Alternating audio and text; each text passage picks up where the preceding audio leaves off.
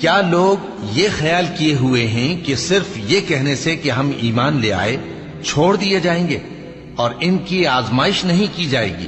اور جو لوگ ان سے پہلے ہو چکے ہیں ہم نے ان کو بھی آزمایا تھا اور ان کو بھی آزمائیں گے، سو اللہ ان کو ضرور معلوم کرے گا جو اپنے ایمان میں سچے ہیں اور ان کو بھی جو جھوٹے ہیں۔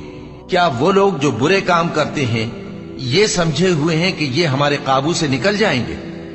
جو فیصلہ یہ کرتے ہیں برا ہے۔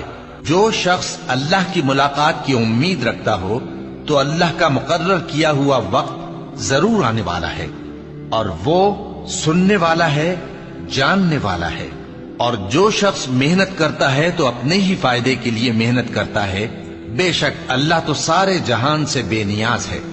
اور جو لوگ ایمان لائے اور نیک عمل کرتے رہے ہم ان کے گناہوں کو ان سے دور کر دیں گے اور ان کو ان کے اعمال کا بہت اچھا بدلہ